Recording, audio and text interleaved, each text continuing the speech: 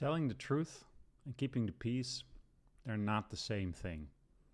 By Nidra Glover Tawwab. Being assertive doesn't mean being an asshole. It just means not abandoning yourself. By Brene Brown. And you can be skillful and still not get what you want. The goal is effectiveness, not control. By DBT's own Marsha Linehan. Welcome to the Meaningful Shit Show with your host, Vincent. In a world full of selfishness, blaming and scapegoating, Vincent aims to inspire inner work with deep topics and insights on emotion regulation, personal development, psychology, philosophy, and the trauma growth healing process. Welcome to another episode of the Meaningful Shit Show with your host, Vincent, and today we are going to talk about interpersonal effectiveness. You ever have one of those conversations that just won't leave you alone? You lie awake, replaying every line like a courtroom drama in your head. You wonder, did I say too much, not enough? Was I too aggressive, too soft? Should I have said it differently? Or maybe the conversation hasn't even happened yet. You're anxious, rehearsing every version in your mind, trying to say it just right, trying to walk on eggshells. You want to be honest, but you want to be kind. You want it to work. You want to respect the other people. You want to respect yourself. This is exactly what this episode is about. Because it's not just about speaking your truth or being authentic. It's about doing it in a way that doesn't blow up your self-respect or your relationship. It's about being kind without being a doormat. And it's about learning how to be effective, even when things get very hard. This is where two new DBT skills come in. Dear man and give. They're not hacks, they're not tricks, they're frameworks. And they're a bit of work, I will have to tell you. They help you walk into and out of hard conversations with your integrity intact. Let's dive in.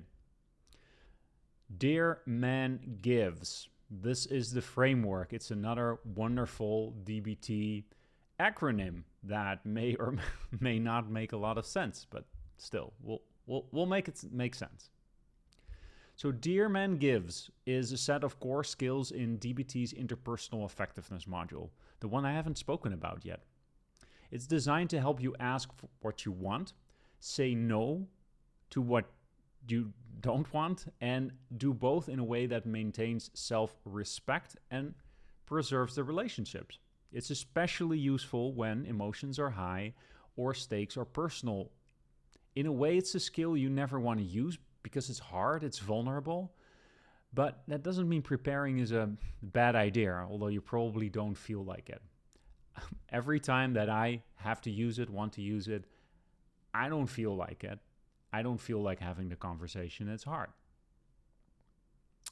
So what's the goal of Dear Men? Before we explain what it even is. To communicate effectively in a way that maximizes, but not guarantees, the chance of getting your objective met. It reduces interpersonal conflict. It maintains self-respect and relationships. Remember, effectiveness, more about that later. Let's go into the acronym. Dear Man. Each letter stands for a skillful move in a conversation. Whenever you're having a conversation, you're probably already using one of these Lego pieces, but it's the key to use them together, and it's also nice to recognize when you're using them. Let's start with the D, it's for describe. State the facts of the situation clearly and objectively. Avoid judgment or interpretation. So an example here is you said you'd be here at 7 and now it's 7:45. Let's pause there. Do you see what that there's no judgment embedded there? You're not implying directly in words and body language as well, more about that later, that there is a transgression or something. Like you're simply stating, hey, this is what we said and this is the situation that we're in right now. It's immediately followed by an express.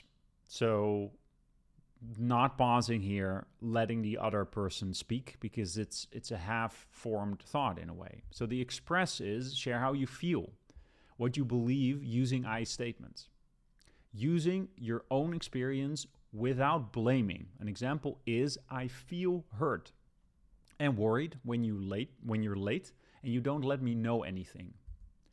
Note that you're not saying you hurt me or you do this or like whatever. No, you're expressing how you feel. Pretty standard I statements. I must have heard that at times. So far, so good. But with only these two ingredients, there is a so what question after that. And this is where the A comes in. And this is where you actually assert the thing that you actually want. So the describe and the express were preparations for you to get to the actual point. So you paved the way, as you often do if you're giving like a message or feedback or something like that. You're paving the way. You're allowing the person to catch up to the fact that something is about to be requested. So let's go to the assert. Ask for what you want, or to say no clearly. Don't expect the other person to be able to read your mind or just get it. An example here is, I'd like you to call me if you're going to be late. Simple request. It's not vague. It's not wishy-washy. It's not something like, I want you to make me feel something. The person doesn't control that. They'd have to do mind reading, like whatever. No, it's your job to help them, to give concrete steps on how to accomplish some of that. The next step, R, is reinforce. So again, it's akin to maybe you've followed feedback trainings or you've ever heard of like the motivational sandwich. It reminds me of that in a certain way, because the reinforce is, again, more gentle. You've made a direct request, and you wouldn't be using the dear man if your assert wasn't like had a potential to create some trouble. So this reinforce allows your speaking partner, the person that you're expressing this to absorb what you've asked, and you add in a more gentle end, or let's explore. So the reinforce is explaining why your request is beneficial for the relationship, or just simply to express appreciation. It's a great technique. So it helps the person to feel good about cooperating. An example here would be, it helps me feel more secure in a relationship when you do. It's a very important one to keep in the back of your head. It really helps the medicine go down so much smoother. As I'm like speaking about this, I'm thinking of a bunch of different examples that happened in personal life, even when I was on like the receiving end of something, right? So the interesting thing here is the dear is very useful even if you don't have a particular relationship with someone and you just want to express your point. So if you're just using dear, D-E-A-R, you already have a pretty decent chance of your request being met. So especially if you're in a situation where you don't really have a relationship with the person, this is where you can kind of cut it off. Think of the situations when there's some kind of like boundary that you want to maintain in a situation like with someone on the street, someone in your office or something like that you for the rest don't have a relationship with. The more that you have an existing relationship and a pattern with a person, it is important to use the man, which comes afterwards. I'm about to explain that to you, to stay on target. So the M is for mindful. So staying focused on your goals. Often in these kind of situations, if you have an interpersonal problem with someone, it is common to get distracted by attacks, diversions, or guilt trips. Employ the broken record technique. Keep restating your point calmly. Let go of other issues for now. The example that I could use here, let's say if the person, after I told them, well, just what I expressed about being too late, after the deer, there's a pause in the sense of like now it is time for the person to react, right? And that's why we're trying to stay mindful. So what if they say back to me? They tell me, hey, it is your fault that I was late. I was late because you never fill up the gas tank. And last time it was because, etc., etc. Or flips it on you and says, you're late all the time. Like, this is hypocritical. This is the pot calling the kettle black. So those are distractions. That's not what we're talking about right now. It's not about who is late when. It's not what the reason is or something like that. No. You want to get back to the point. Hey, my request is, if you're late, to let me know. The A in Dear Man is for appear confident. So even if you're not feeling confident, use tone, body language, and eye contact that conveys self-assurance. Even if you're scared, fake it till you make it. The N, finally, is for negotiate. So this is not a firm ultimatum or a demand, right? Be willing to give a little to get what matters. This is, of course, about getting your objective met, but also allowing wiggle room, allowing the relationship to dictate how some of these things are solved. So offer compromises, or even more powerful, ask the other person what they're willing to do.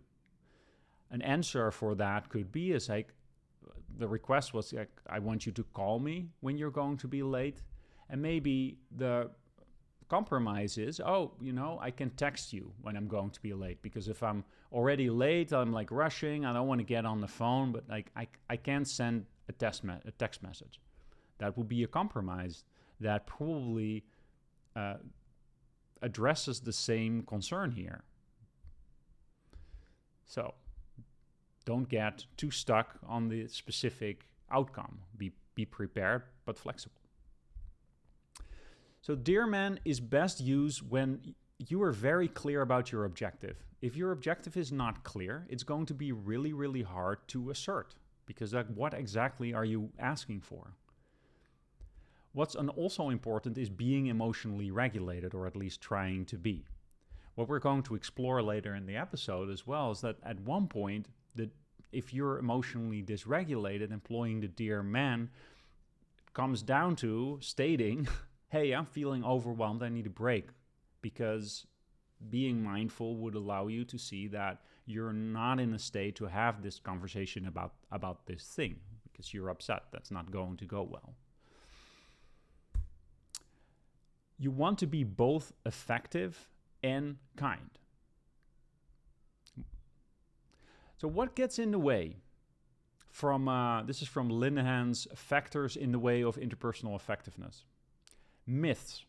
So DBT, the DBT workbook, goes through myths that prevent you from really advocating for yourself. So myths is like, if I ask, I'm selfish, or if I say no, they'll hate me, might be the reason that you're not speaking up for yourself. Emotional flooding or shame, poor boundaries, see my episode about boundaries, and of course, a history of invalidation. A lot of the things within Dear Man are not just for one-off situations with people that you don't really know, the barista at Starbucks. It's a very helpful tool to change a pattern. If you have a pattern with a person, the conversations always go in a certain way. This is a tool, this is a framework to not get sucked into that rat hole. So how do you employ it in practice? It is really beneficial to write it out beforehand, to practice it out loud. And in these days of chatbots, practice it with a chatbot. Tell the chatbot what's up, and let the chatbot go through a couple of scenarios with you. You know, these chatbots, you can put them on, like, you can have an actual conversation with them. the important thing is to not plan things, but to prepare. If you're planning, it looks like, okay, I'm going to say this, the other person is going to say that, but I already know that they're going to say that, and then that doesn't work, because you never know what the other person is going to say. It doesn't work. But what you can be very clear about is like, what do I want out of this interaction? What's my objective? What do I want to do with the relationship? How do I feel about these different things? That's your job. It's not to plan out every specific move. That's not how you play chess. You never know what the opponent is going to do. It's important to be ready for discomfort. You are getting out of your comfort zone. But don't prepare for failure. You will be victorious in some way. And when I say in some way, when done well, dear man, doesn't guarantee success. Of course it doesn't.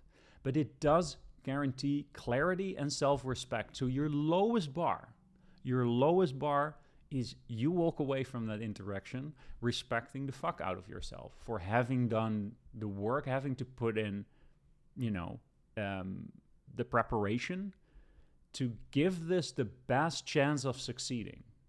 If it didn't succeed, it's sure shit not on you. You did the work. More about that later. So, there's another part to it. We talked about dear man gives. Give stands for is focused on keeping the relationship intact. Dear man helps you ask for what you want and to stay on your request. Give helps you preserve the relationship while you do it. So this is much more important when you're interacting, not with the Starbucks barista, basically, but someone that you have and want to maintain a relationship with.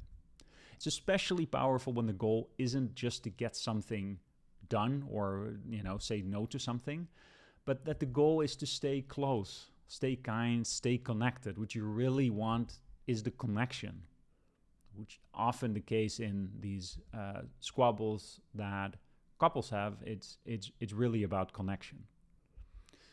All right, let's dive into the acronym. The G is for gentle. No attacks, no threats, no judging. Be kind, even when firm. That is possible. The I is for interested, and interestingly enough, in the workbook, there is an appear in parentheses before that. So even if you're not interested, appear interested. I personally find this a little, it opens the door a little bit too far, as far as I'm concerned. It's good to have as the lowest bar for yourself. But I think appearing interested, just performing it, people will figure out that you're not. So it's more about trying to be actually interested. Maybe it should have been act interested, but like really the goal is be interested. So you want to show that you're listening. You want to use like your active conversation skills, such as nodding, making eye contact, asking questions, checking your understanding, which segues into V for validate. Acknowledge the other person's feelings, even if you disagree. Very important. I'll have great examples of that in a little bit as we go through a couple of practical examples. The E is for easy manner. Use humor, warmth, a relaxed posture, let it breathe. This is partially personal, right? But I hope that the energy behind that, or what it's like the principle behind that comes across. Although this is generally used in situations where the stakes are high, by giving a little, like using an easy manner, it's already hard enough. So giving it grace in that way will, again, help the medicine go down. So give reminds us that we're not just what we say, it's how we show up. Relationships don't survive off facts alone. They're fed by tone, timing, and trust. This is where give comes in. I want to touch again on effectiveness. I've talked about it before, and I find it really important to underline that effectiveness is a framework. It's not a trick. Dear Man Gives is not about manipulation, about getting your way. It's about effectiveness. You're trying to communicate in a way that gives your needs a real chance of being met in an honest way. This is a framework with a good success rate. There's studies, etc., but it's not a guarantee. It's a reliable path. It's a way that you give your request, your no, a good chance of being heard. Sometimes people I talk to is whenever they're in a situation where a dear man might be required, they reject because they feel it's too much work. It doesn't feel natural. It doesn't feel authentic. But often that resistance is a defense mechanism. So if you notice that in yourself, it might be a defense mechanism. It's a way to stay in patterns that feel familiar, even if they don't work. Think about this. It's interesting because even if you're in a pattern where you end up endlessly bickering, and God knows that I have been, there is something easy about that because you know what's about to happen. They say that, I say this, then I'm going to feel this, and then I'm going to be out of control. It's familiar, right? Effectiveness is about being willing to try something different, even if it feels awkward at first. Awkward, or maybe that you don't deserve it. Maybe the reason that you're sabotaging is that you feel like you deserve this pattern for some reason, or because you're not good at whatever, right? You're taking abuse because of some mistaken belief at one point. Even though you know that you're being handed a tool that works, you still don't want to use it. What's the reason for that? That might be the reason. The alternative is often just a return to the status quo. And that's rarely where growth lives. That's your comfort zone. How uncomfortable your comfort zone even might be sometimes, interestingly enough. What is genuinely hard about this skill is that you're the one doing the work. The other person might not. It's designed in such a way that if you're showing that you're doing the work, the other person has a high chance of responding to that, responding in a mature way, wanting to resolve this. But it's not a guarantee. Remember what I said before. The worst case scenario, the lowest bar is you walk away with your self-respect intact, knowing that you did the thing. You did the preparation. You put in the work. Let's talk about the effectiveness triangle again. I've talked about this in previous episodes as well. There's a balance between your objective, the relationship, and your self-respect. Those are the three components here. The objective, the relationship, and your self-respect. What do I mean exactly by that? Objective is the thing that you're trying to get to accomplish, your assert, saying no or requesting something from someone. The relationship is like you have a relationship with the person that you're presenting a request to or saying no to. And generally, that's a relationship you want to preserve and not hurt. And your self-respect is ultimately one of the most important things. This is why my episode one was about values, because you need to know where your self-respect, what your self-respect, when you're violating some of those boundaries. I go into detail there. So Dear Man can help you get what you want, but you're only truly effective if it aligns with your values and preserves the connection when it matters. When one of these three corners is over-prioritized or neglected, the whole thing tends to collapse. Sometimes your objective is very clear, but the relationship gets sacrificed. Other times you're so focused on being nice or keeping the peace that you abandon your own needs completely. And then there are moments that you walk away feeling like you betrayed yourself because your voice never made it into the room. Dear Man and Give help you hold all three, or at least become conscious of which you're letting go of and why. All right, let's dive into a fun part. And I'd like to illustrate this with some movie scenes to illustrate Dear Man. So first we're going to take a look at a scene from The Breakup, and this was used in my DBT group. The second movie scene that we're going to look at is the café scene from A Beautiful Boy. It's a powerful scene I did in my acting class intensive a few months back. So yeah, let's take a look at The Breakup from 2006. And this scene is often referred to as the dishes fight. All right, let's take a look. Well, I'm gonna go do the dishes. Cool. It'd be nice if you helped me. No problem.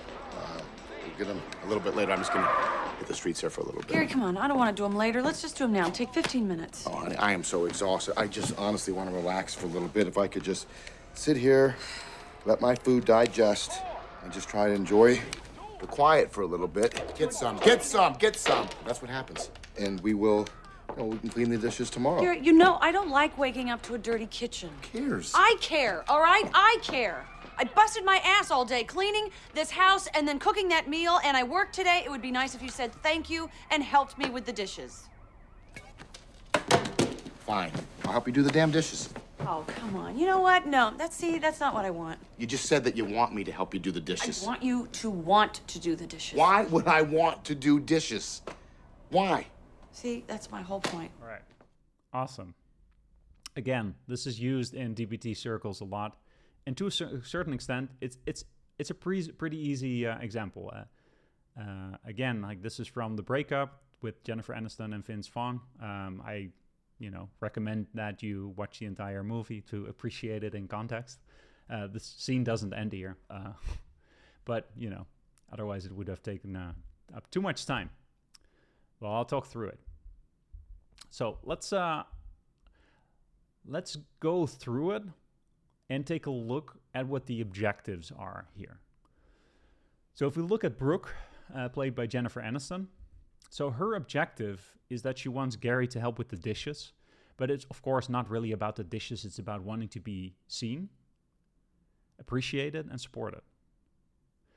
On the relationship front, in theory, her relationship with Gary matters, but in this moment, it's sacrificed in service of her emotional protest. And her self-respect, she wants to honor her effort and her needs, but abandons her value of staying calm and connected in the process. Now, of course, this is how I filled it in. There's not one correct way of seeing it. How do I know that Brooke has a value of staying calm and connected? I don't. That's what my fantasy came to. But, for the sake of argument and looking at this from a certain perspective, these are some of the choices that I made. Let's take a look at Gary. Gary wants to relax and avoid being pulled into conflict or work. That's his objective, ultimately. He just wants to be left alone. Regarding the relationship, he doesn't prioritize it at all. The interaction becomes about preserving his autonomy. So it's kind of like a mansplaining feel to it. Self-respect. He avoids confrontation, but at the expense of empathy and partnership. It undermines his identity as a supportive partner, I would say. But again, this is an interesting thing because the moment that we're talking about self-respect, we're talking about values, and in this case, it's values of a person that's not me. So I have to use my imagination for that. Right. Cool. See as well as that is not a clear winner or loser, especially if you watch the entire movie. You can feel that both of them have perspectives that are valid. Both of them are making communication mistakes, dear man mistakes. So let's go through it, and I'm going to pause and I'm going to talk about talk about a couple of things, how we can look at it from a dear man perspective. Well, I'm gonna go do the dishes. Cool. It'd be nice if you helped me. Oh, what's happening? What's happening here? Is that a dear man? And is it a describe? Well, to a certain extent it is. She says, I'm gonna go do the dishes. That's sort of an objective description of what's going on. It's very brief. More context would help here, if not just to get his attention, because he's playing his game, obviously. So she technically names the situation without judgment, but she's already subcommunicating. It's clear that she wants him to jump up, but if we're going to look at the assert, there never comes an assert. Regarding express the E, it'd be nice if you helped me. This is a classic one, isn't it? It'd be nice. It's not that she says, I think it would be nice. So that makes it a judgment. A decent human being would, etc., etc. That's like sort of the subcommunication. It's passive-aggressive. And at the very least, if it's not meant passive-aggressively, it's how she feels, but not formulated as an I statement. So it's her opinion. So I would say that's not a pass on like actually expressing in like sort of with words, body language maybe. What's missing here? We're missing a clear assert. She doesn't directly say, hey Gary, can you help me do the dishes right now? It's not there. There's no there's no explanation of why helping matters, how it supports their relationship or well-being, although you could argue as the conversation continues, some of that is being expressed. You know I don't like waking up to a dirty kitchen, but again, that's also formulated in a passive-aggressive way. Remember, this is, of course, written by writers, and they knew what they were doing.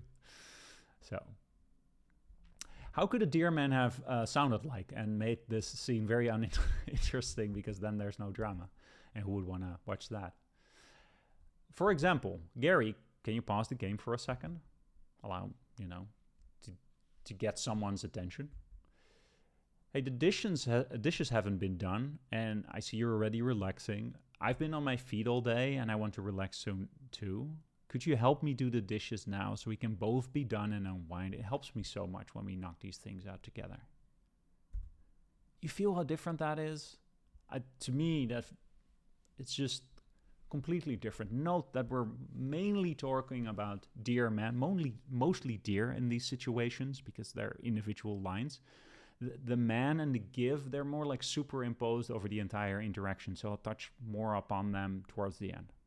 All right, let's keep going. No problem.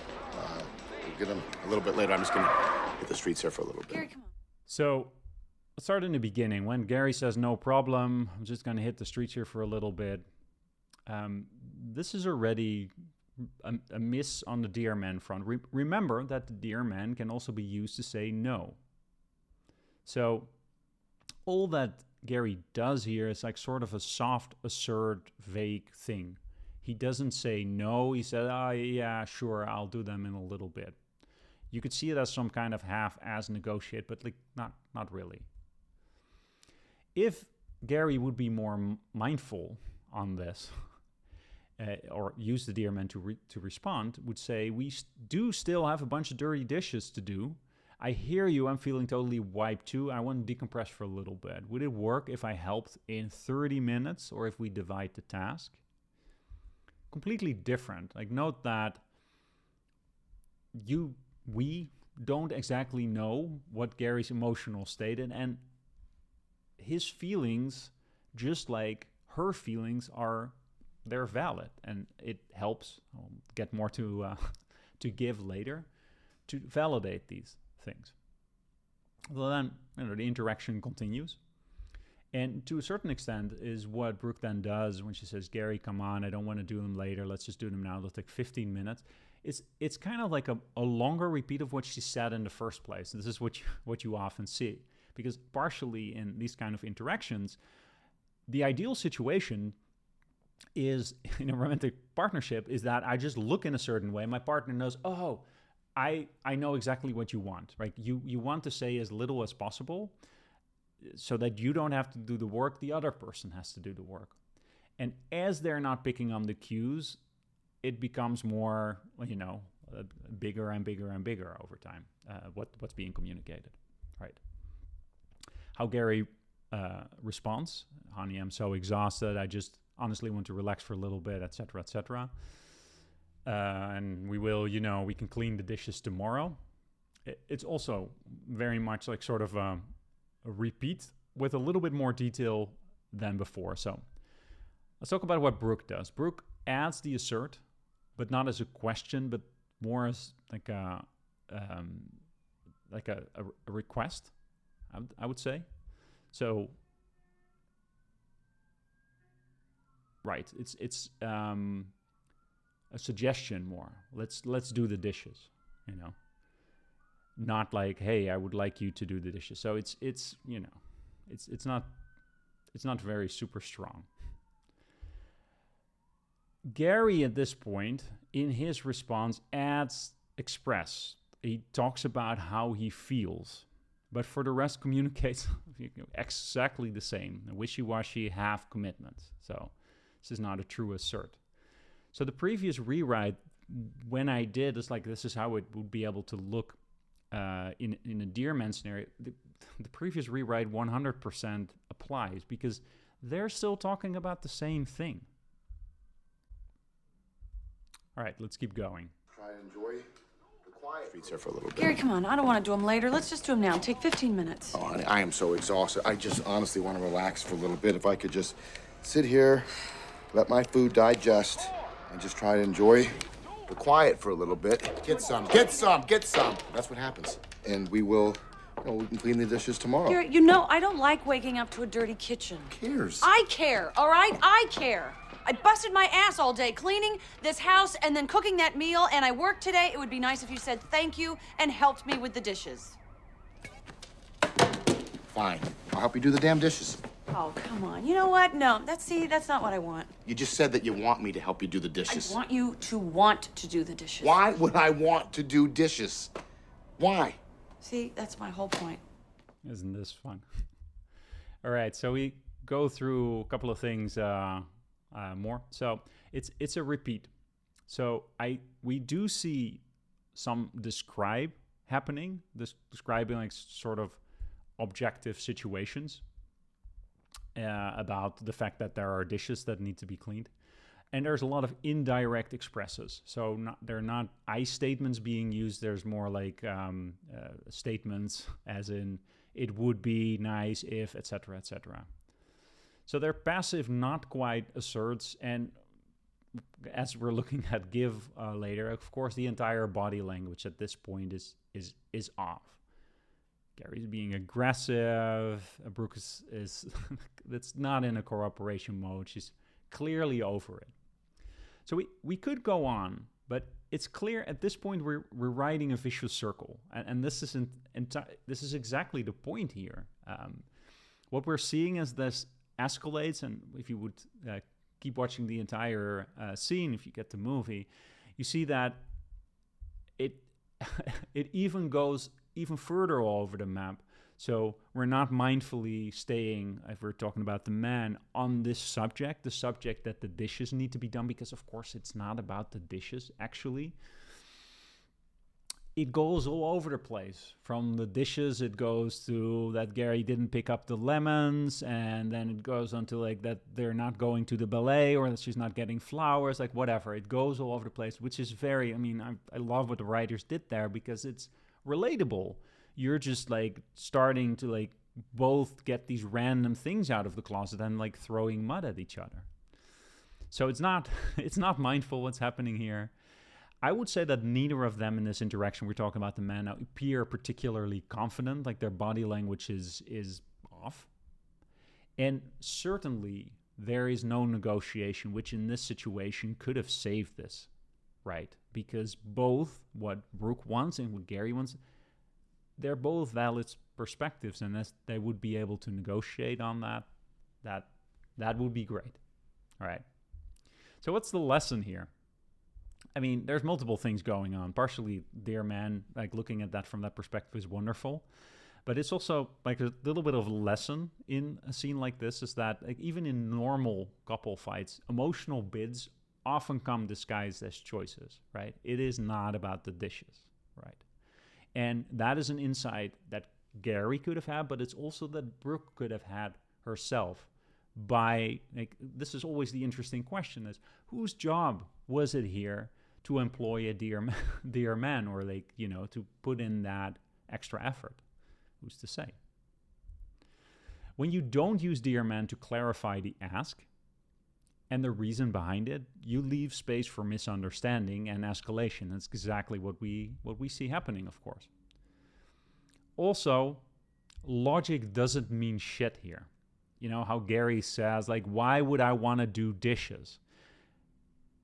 Like, don't be mansplaining that. That doesn't help.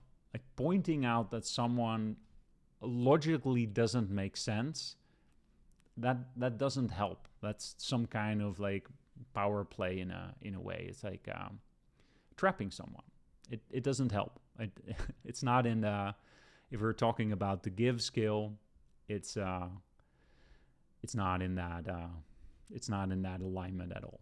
But we'll talk about that in a little bit more because otherwise it's so much to talk about. Let's go to our second scene.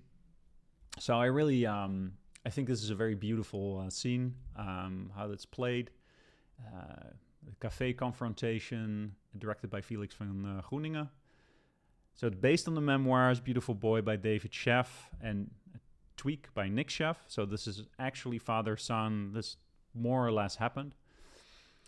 Steve Carell plays David. Timothy Chalamet plays Nick. Like I think especially how Timothy Chalamet does it, that's excellent. I really enjoy that. So this is a heartbreaking reunion where a father wants to support his son's recovery. He's just addicted to meth, but doesn't know how and approaches it in a way that we'll see how effective this is. Again, the scene is longer than what I'm about to show you. But just for time's sake, this is material that I borrowed. I do very much recommend you to watch the entire movie and support the actors and directors and writers. Right, let's take a look. So how you doing? I'm doing great, you know, just doing what needs to be done and What does that mean? just being responsible for myself and I've quit on my own, you know, so I got 5 days now. I feel like I'm doing well, but I just need a few $100 though. Nick, I can't give you any money. Yeah. Okay. It's just $200. I just need to get some shit together. I want to go to New York. New York? Yeah. I need to get out of San Francisco. There's too many. All these fucking bad vibes here all the time.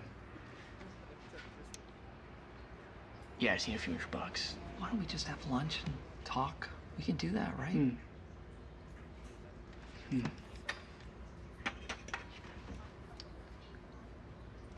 How's Karen and the kids? Okay. They ask about you. It's their step up next week, and I know they'd love you. You're guilt tripping me, all right? No, I'm just saying. I feel horrible about myself. I know they wanted you to be there. That's all. I'm sorry, Dad. I just need some fucking money, all right?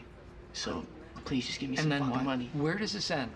I gotta see this one through. This is kind of working out for me right now. I got 5 days sober. It doesn't look like it's working out, Nick. Oh, it doesn't look like it's working out. So what? Then No. therapy, huh? You can come home. No, that we'll wouldn't make it work, please, Nick. Please. All right, powerful stuff. What are the objectives here? David, the dad. And of course, these are my interpretations. I think his objective is that he wants to fix Nick. He sees as Nick how he is versus how he should be. And if you watch the entire scene, there's more references to that. It escalates further. So he wants to keep him alive and sober. but also prove that his way is right and to keep control. Note that this has been going on for a while now. So for David, like he is like, if we're talking about relationships, he tries to protect it, but he uses control and logic instead of vulnerability, because this might be the last time that he sees his son. He doesn't know, right? This has been going out of hand for a while now. And the fact that he can't give him money now, like you can imagine, this is not the first time that this has happened, right? And the principle of not giving someone who's struggling with addiction resources to fuel their addiction is right. So there's elements of his behavior that are correct. Again, this is the interesting thing of these kind of skills that we're looking at. Sometimes we feel like we've done the right thing and we've said the right words, but it still doesn't work. So, but yeah. What about David's self-respect? He wants to act with integrity and caution, but slips into judgment and emotional distance, violating his deeper value of compassionate presence. Of course, like I'm making this up, right? Like I don't know what the writers exactly had in mind, but that's what I'm like picking up from the character, right? I would imagine that he walks away from this interaction with his self-respect not being completely intact. His objective of not, it's not intact either. Some of his principles might be, such as the not giving money.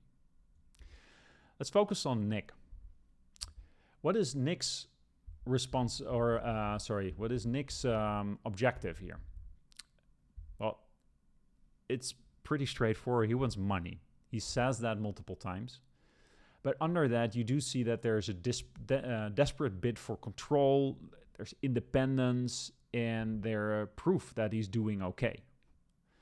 Right? He wants this to be different, that he can get the money and that because he's 5 days sober, right? Relationship.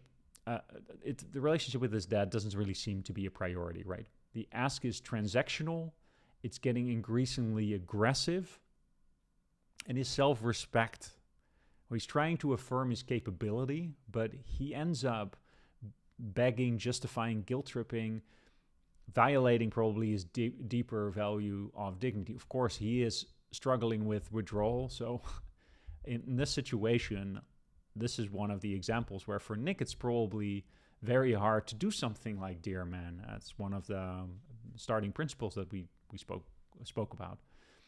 That if you're emotionally regulated, that this is the time for that. So to a certain extent, applying a Dear Man to Nick is not completely fair to someone in this position, but we'll still do it to see what we can come up with. So let's break it into a couple of parts again. So let's start from the beginning here. So how you doing? I'm doing great, just doing what needs to be done. What does that mean? Just being responsible for myself, and I've quit on my own, so I got 5 days now. I feel like I'm doing well, but I just need a few $100 though. Just needs a few $100. Yeah. So I would say that for someone who's going through withdrawal, Nick actually makes a pretty decent Dear attempt here, because he does describe, he states what's objectively happening. I've quit 5 days now, right? So that's what's going on. And then follows up with that he feels like he's doing well. So again, for the position that he's in, kudos. The assert, though, becomes both vague and too specific, because what he's asking for, like sort of in an abstract way, is support. But then in a concrete way, he's asking for a few $100.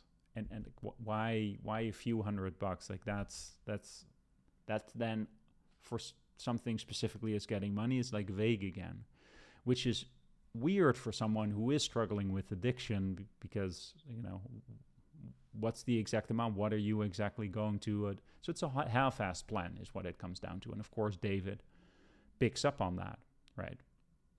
There's no reinforce happening. Again, the ask is not grounded in a clear plan, making it vulnerable to collapse when challenged, which let's see that happening.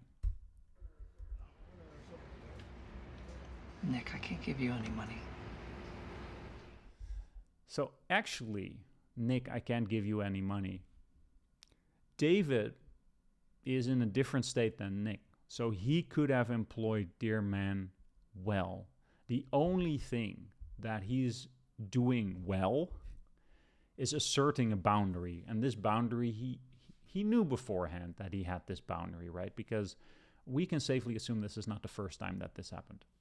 So great, David asserts a boundary. Like he did the right thing. He did what people tell him to do in these situations, what his research tells him. But is there a describe? Is there an express? Is there a reinforce? Does he validate that Nick is 5 days sober? No. So this is a hard rejection. Lens is cold, dismissive, missing a chance to validate Nick's effort. Right? So he's not compromised. So if we would apply a Dear Man here, it would look something like, I hear that you want some money. I want to help you, but I'm scared that giving you cash could put you at risk again. So I'm not going to give you money, but I would love to sit with you, hear more, find another way to support you. Would that be okay? Isn't that a world of difference? Would it be effective? Who knows? This is a person who's struggling with addiction. Who knows? But do you feel the difference? I do. I think the writers did a bang up job here. And of course, it's based on a true situation. Let's keep going.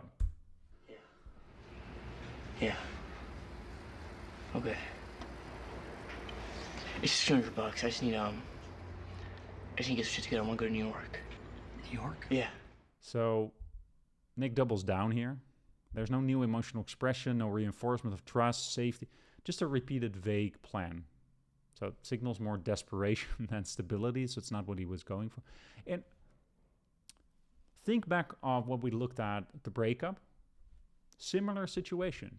So he took one swing. Well, let's swing again, but nothing new gets added, right? Sometimes your first swing is without Dear Man. Then you're noticing, hey, it doesn't work. And then your second swing, you can take pause and use some of these principles there. Like if something like happens like without you expecting it. But in this case, like both of them knew that they were going into this encounter, especially David, not being compromised by withdrawal symptoms, could have prepared better. Cool. Let's keep going. Yeah. I need to get out of San Francisco. There's too many... all these fucking bad vibes here all the time. Yeah, I just need a few $100. Why don't we just have lunch and talk? We can do that, right? All right. So within a Dear Man, you can say no. And David tries to de-escalate, but does this in an avoidant way. So he sidesteps the request entirely, no validation, no, nothing. And this breeds as paternalistic or dismissive. This is the exact pattern that Nick wants to get away from. He's controlling this. The Dear Man version looks very similar, again, because we're doing a repeat to a certain extent. So that could be like, Nick, I hear that you need help, and I know it's taking a lot for you to ask. I'm not comfortable giving you money. I'm afraid it could do more harm than good right now, but I want to be here with you. Really like to sit down, have lunch, talk about where you're at. Would that be okay? Note that some of the elements were present, right? Like how he ends up, like, can't we just sit and have lunch? Some of the elements are present, but it's missing the beginning. And then, guess what? Doesn't land.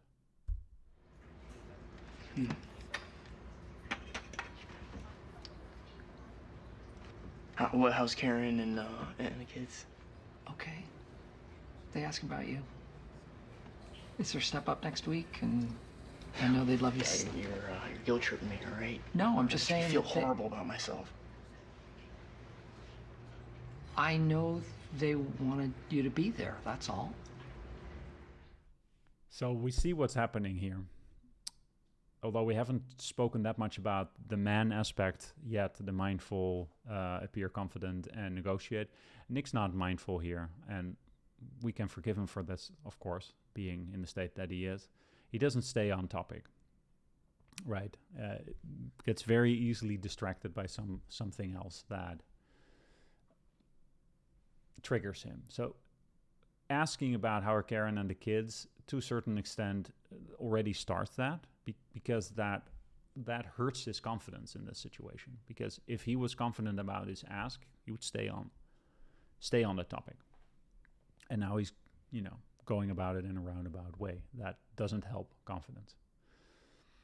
The reason for that is probably he's feeling overwhelmed, and this is the normal next step in the pattern with his dad, where they're like they're playing normal. They're just going to like a safe subject. Again, I don't know this. This is just what I intuit from this. So, from a David's perspective, this is actually an interesting one. He, I think, unintentionally guilt trips him here. So that's a misstep. We can make missteps. And instead of clearly stating his emotional truth, such as like, I miss you, I want you here, I worry about you, he uses the kids as leverage. There's no describe, there's no assert, there's indirect pressure. But when Nick responds in the way that he does, there is a repair attempt. David stays calm and reflects, and this is actually the few mindful and emotionally moves that he makes in this scene, which is interesting. I'm sorry, Dad. I just need some fucking money, all right? So please just give me some fucking money. Where does this end? I gotta see this one through. This is kind of working out for me right now. I got 5 days sober. It doesn't look like it's working out, Nick. Oh, it doesn't look like it's working out? So what, then therapy, huh? You can come home. No, that we'll wouldn't... make it work, please, Nick. Please. So David is clearly overwhelmed, and it shows. Like, his question isn't really a question, it's a judgment.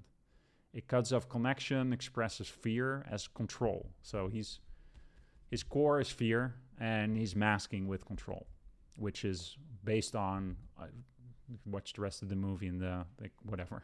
That's what he does. That's what Nick acts out against. When Nick tells that he's 5 days sober, he says that again, trying to get recognition, validation, tries to defend himself with logic, but Nick's no longer making a request at this point. He's just trying to justify his instability here. When David says it doesn't look like it's working, well, in this scene, this is the emotional breaking point, right? Like, now they're at it. Now, like, sort of the gloves are off or on or whatever. It's a brutal judgment. It's not a dear man's skill, it's despair disguised as logic. And of course, Nick responds, oh, it doesn't look like it's working out. So what then? Therapy? So he hears the rejection and he turns sarcastic. This is the collapse of the interaction. Both parties are now in fight or flight, emotionally engaged. Although David then makes an attempt with you can come home, etc., etc., it sounds like a generous offer, but it's not ground. There's no plan, there's no boundary. There's just desperation and bid for control. It's not dear man. It's a last-ditch emotional Hail Mary driven by fear. So at this point, the entire conversation is all off the road. So, like I said, we can stop here. There's more to the scene. But one of the lessons here is that sometimes the only dear man you can do, because things are already hot, is describing how the conversation is going, expressing overwhelm with where you are emotionally, asserting the need for a break, and reinforcing the positive outcome of that for both parties.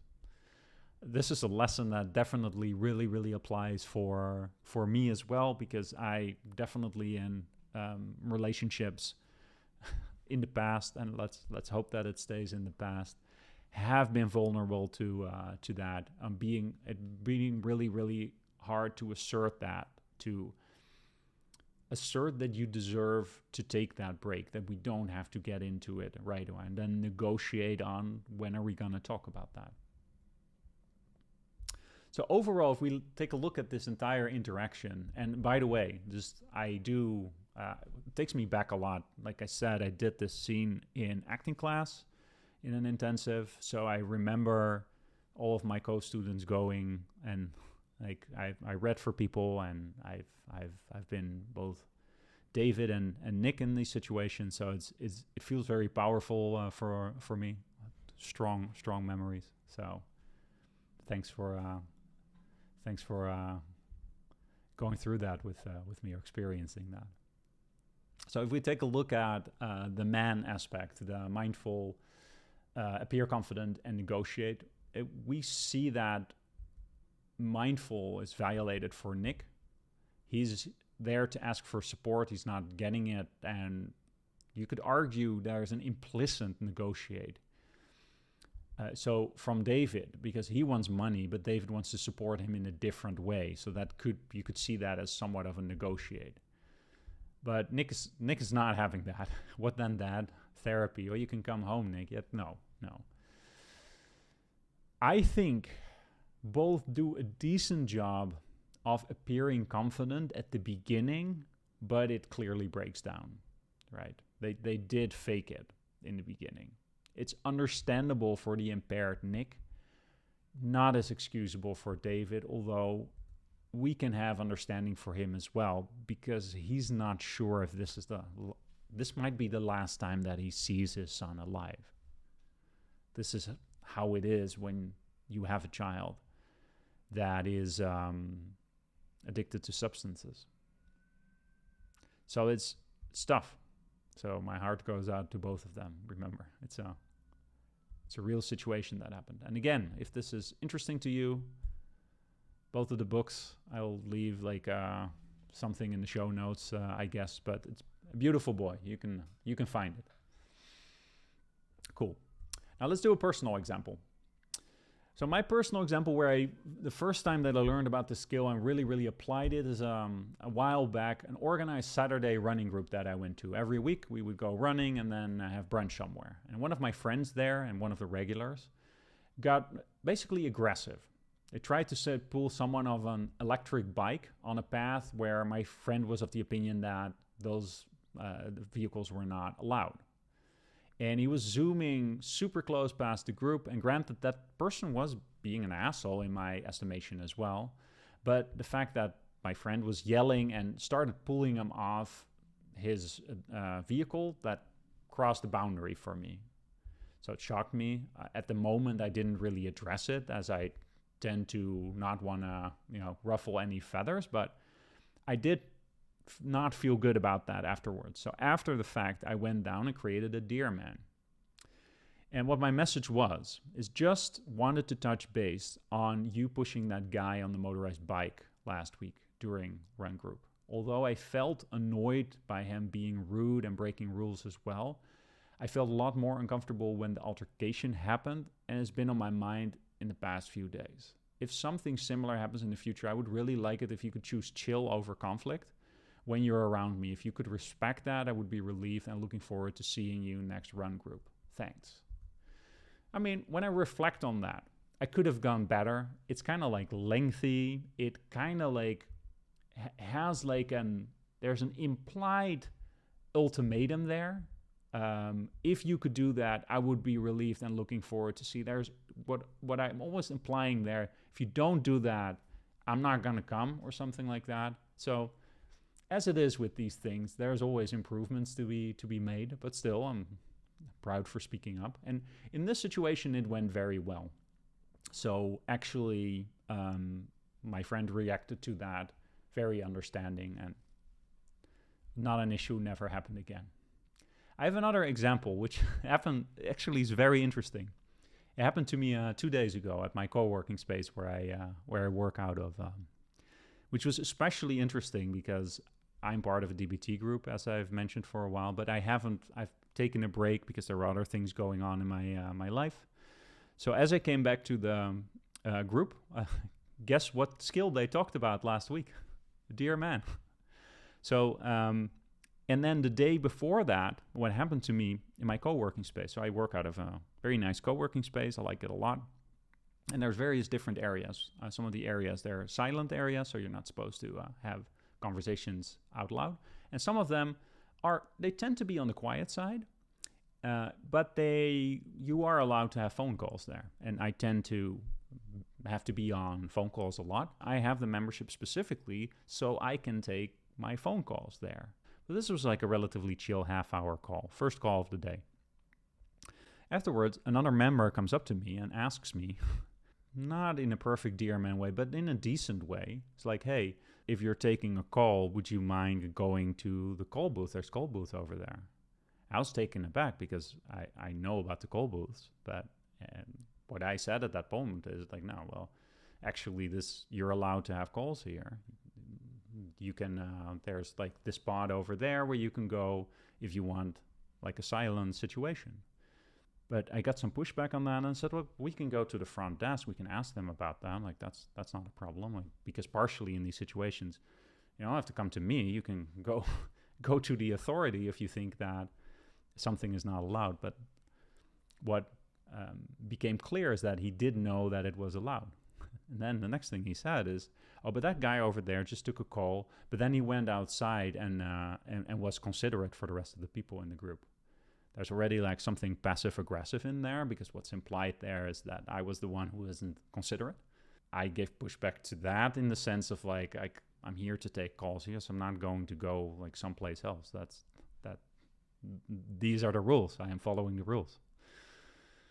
And he said something in the lines like, the fact that something is allowed doesn't mean you have to go and be an asshole. I was like, okay, guy, like that's an ad hominem that goes too far. You don't have to imply that I'm an asshole. And then I still said, well, something along the lines of, I understand you're frustrated, because that's generally where I go to if I don't really have anything else to say. I validate something. That was just validation. Like, yes, like the fact that he's frustrated is valid. That's absolutely valid. It doesn't mean that I agree with him. It doesn't mean that he's right. It doesn't mean I have to do anything. So this was a situation where it did stick with me after the fact, because at first, like my go-to in these situations generally is to doubt myself in the sense of like, am I doing anything wrong? Because generally I don't want to be a nuisance to other people, and I am actually myself quite sensitive to noise as well. And even if I'm in that specific area, sometimes I am annoyed at other people having calls, but what I do then is I just put on music because it's allowed, right? You're allowed to have calls there, or conversations. And what I did after the fact is analyze and looked at it from a dear man perspective. What didn't I say? What could I have said? So I went through a bit of an exercise of analyzing it through that lens and concluded actually that I did a pretty darn good job at it. Afterwards, I did, by the way, inform the leadership of that space what had happened, and they agreed with him, and they also found that the person was out of line by implying that I was an asshole. So that gave me a little bit of a validation, or I felt validated by that as well and taken care of. So like that ended relatively like good for me, I would say. But even going through that situation in retrospect helped me to look at my own actions through the lens of a framework and to be like, no, I am good. I wasn't perfect, of course, in like doing the dear man in that situation, because I was like taken aback. But I didn't do too bad, honestly. I didn't go into the situation of getting like passive aggressive or something like that. I just more get sort of like flabbergasted about that. So anyways, I find that helpful. I find it helpful to, in these situations, after the fact, still go through it through the lens of that framework. And because the more you go through these types of exercises of like verifying, am I full of shit or what? That allows you to do it better in the moment next time, obviously. Let's dive into the fifth part. I have slightly ignored the give. And I want to touch on the give in these various the character breakdowns of the movie scenes, as well in the personal examples. So give, to repeat, the G is for gentle, the I is for interested, the V is for validate, and E is for easy manner, which, you know, G and E, very, very similar, but I guess GIV is a harder acronym versus if you throw the E at the end of it. But anyways, it don't matter as long as we remember it. Let's go back to Brooke. Remember, Brooke had, so her self-respect, I think. And again, this is something that I am overlaying on the situation, seeing what the intention of the writers were. I think our self-respect was around valuing fairness, partnership, and being seen and appreciated. The result here, from an effectiveness perspective, so remember the effectiveness on the objective, on the relationship, and on the self-respect, I would say that they all three fail. She tries to stand up for herself, but she ends up abandoning her values, connection and calm, in the process. If we look at give, is there a gentleness? No. She opens with sarcasm and frustration. Her tone triggers defense, not empathy. Does she act interested in Gary? No. No, does not give a fuck. Validate. No emotional reflection or acknowledgement of Gary's exhaustion. Easy manner? No, there's tension throughout. So no ease, no warmth or humor. So I think that this is one of the even more strong reasons that this interaction went the way that it went. Give could have helped her to stay connected while still expressing her needs. Let's take a look at Gary.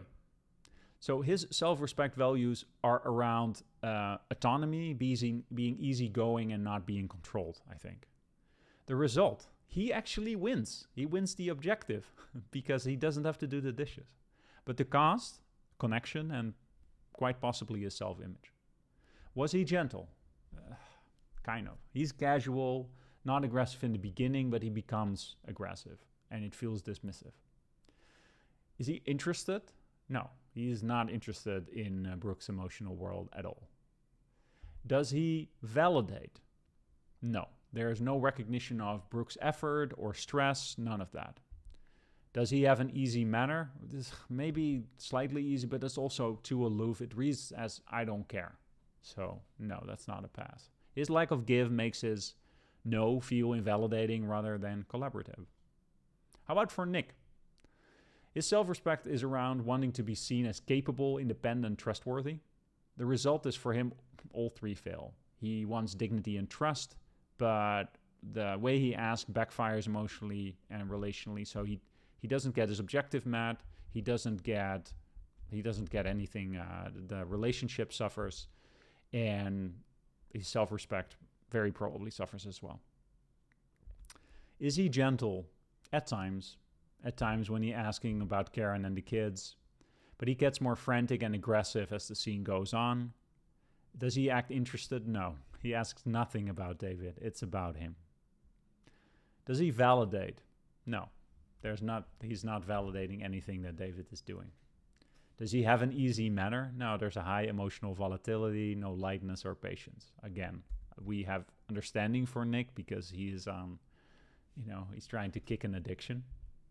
So he wants connection, or really wants money, but his communications pushes David away.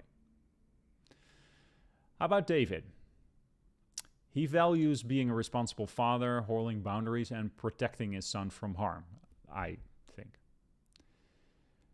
The result is that his self-respect may be partially preserved because he didn't give him money, but both the relationship and the objective suffer, I would say. Is he gentle? Somewhat in the beginning, but no, I wouldn't say that his demeanor is gentle. Is he interested? No, I don't think so. It doesn't ask anything about in detail about New York, about like whatever.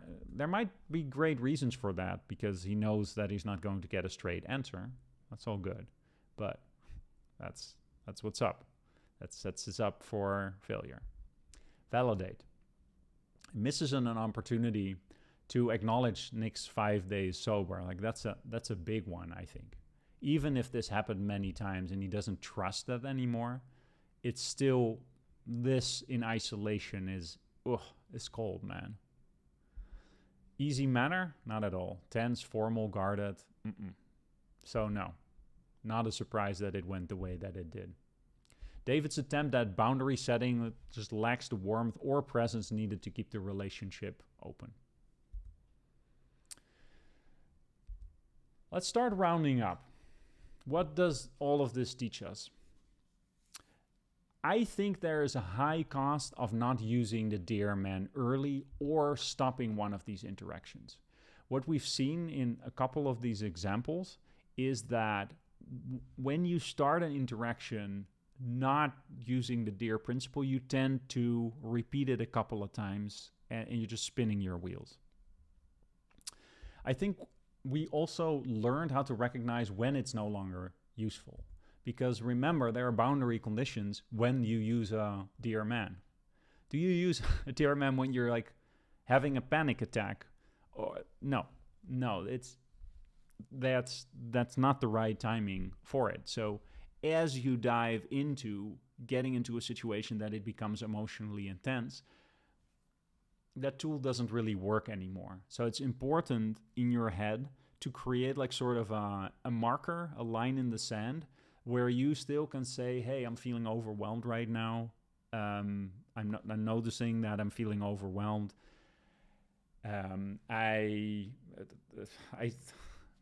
Whatever the describe is in this situation, I want a break. Can we talk about this later? Because once you cross that boundary, it's just going to be like a mudslinging contest, right? What are some of the alternatives here? So when dear man, you're beyond the point of no return, there's still the stop skill, right? You might be skipping over from emotional regulation into distress tolerance. So remind yourself that there's the stop skill. All you really have to do is not make it worse the moment that you're getting into a crisis. So stop skill, timeouts, naming the rapture, they're all very useful.